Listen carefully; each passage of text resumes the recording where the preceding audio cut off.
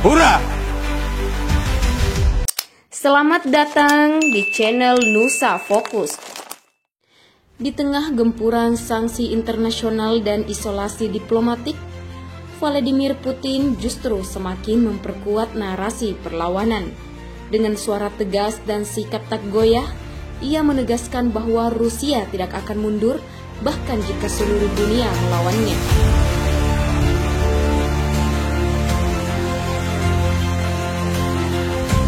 Vladimir Putin, Presiden Federasi Rusia, kembali menyampaikan pandangan kerasnya mengenai konflik di Ukraina.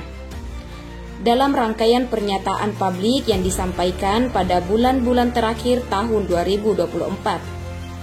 Di tengah meningkatnya tekanan global atas eskalasi militer Rusia dan kecaman luas terhadap serangkaian serangan brutal terhadap infrastruktur sipil, Putin tetap bersikeras bahwa Moskow tidak bersalah dan hanya merespon ancaman dari NATO serta intervensi Barat di wilayah yang ia klaim sebagai bagian dari dunia Rusia.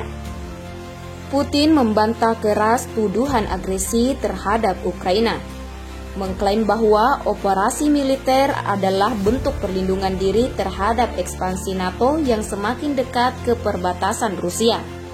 Ia juga menolak anggapan bahwa Rusia berada dalam posisi defensif secara geopolitik, meskipun negaranya menghadapi sanksi ekonomi yang parah dan penolakan diplomatik dari mayoritas negara demokratis dunia.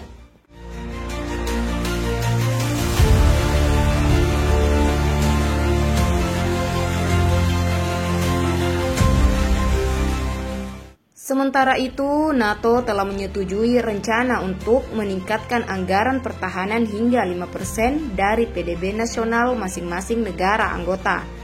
Brussels dan markas besar anggota NATO di seluruh Eropa dan Amerika Utara. Angka ini sangat signifikan, mengingat total belanja militer gabungan NATO mencapai sekitar 1,4 triliun US dollar per tahun. Jauh melampaui total belanja militer negara-negara non-NATO di seluruh dunia. Namun, Putin mengecilkan pentingnya langkah tersebut, menyebutkan sebagai langkah emosional yang tidak akan mengubah keseimbangan kekuatan strategis.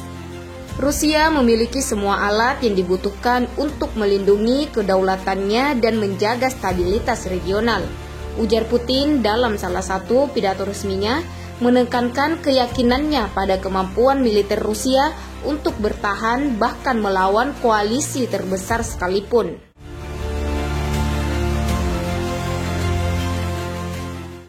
Namun, realitas di lapangan berkata lain.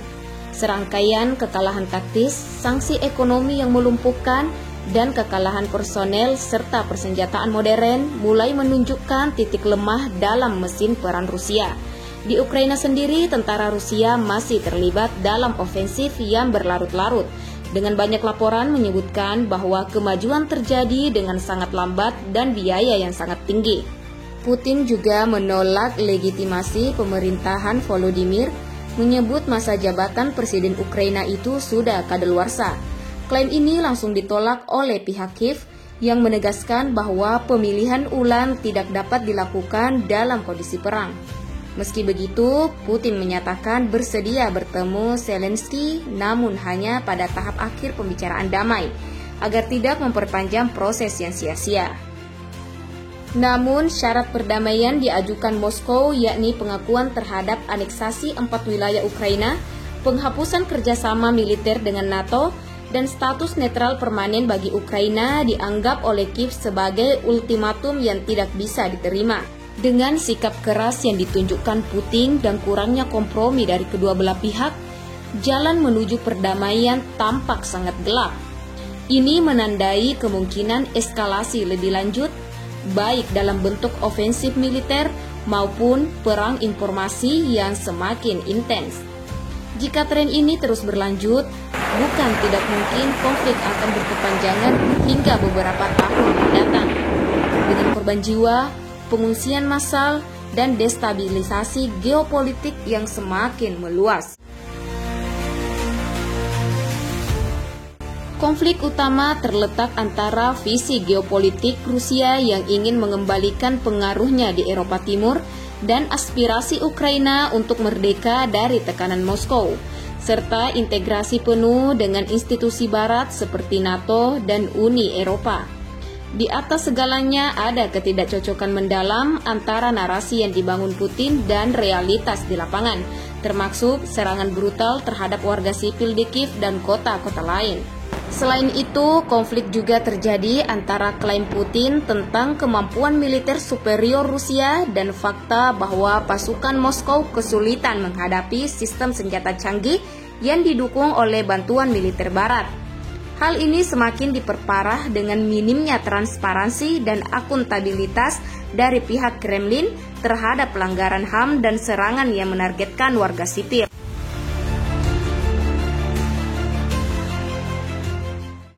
Putin tetap kukuh dalam keyakinannya.